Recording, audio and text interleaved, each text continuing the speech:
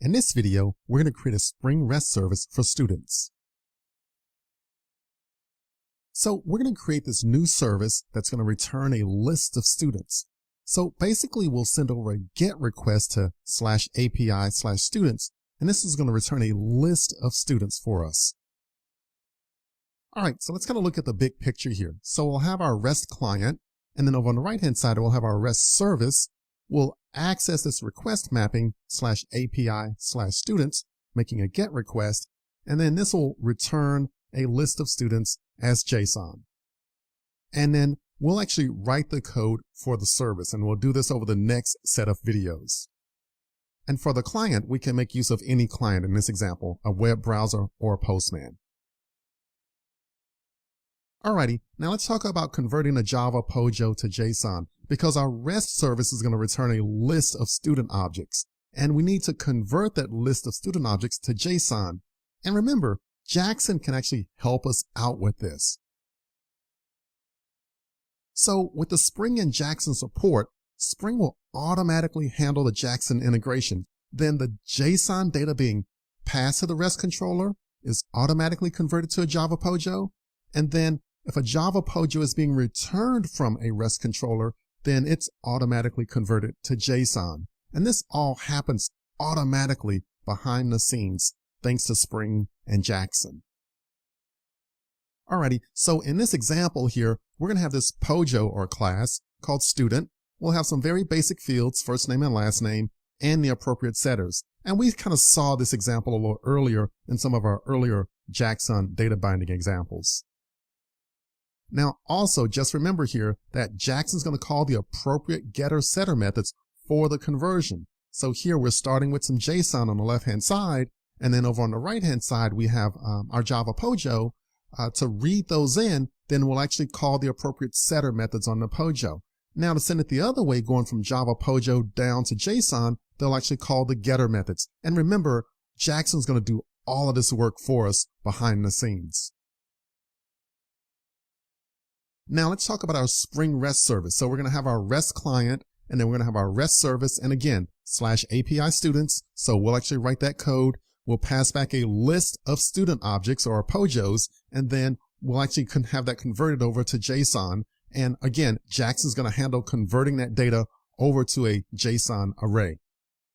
Now you're probably wondering, sounds interesting, but I'd like to see how this works behind the scenes. I mean, what's really happening internally? Okay, so we can dig into it. So here we have our REST client and our REST service. We make a request to /API students. And then, voila, there's Spring REST. So Spring REST and Jackson's going to work together. So any requests coming in, if there are any JSON data, they'll convert it to POJOs. But in this case, we're just simply going to that endpoint.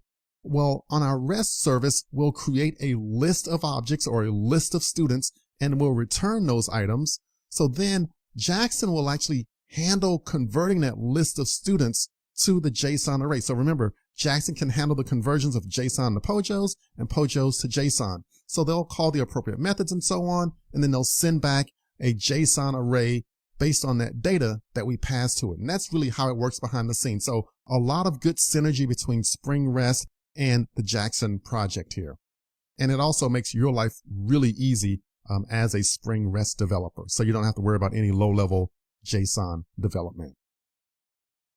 All right, so this sounds really cool. I'm getting a bit excited. So let's look at our development process. So basically what we're going to do is create a Java POJO class for a student, and then we'll also go through and create a Spring REST service using that @REST controller annotation. All right, so let's go ahead and take a look at step one. So step one of creating a Java POJO class for a student, here's the little UML diagram for it, and then here's the Java code. This Java code is very simple, very straightforward. All we do is we define fields, we define constructors, and we define the getters and setters. So very basic example here. You've seen a lot of this coding before. Now, moving ahead here with step two of creating that REST controller. So here's a little diagram up in the top right as far as our REST client, Spring REST, and the REST service.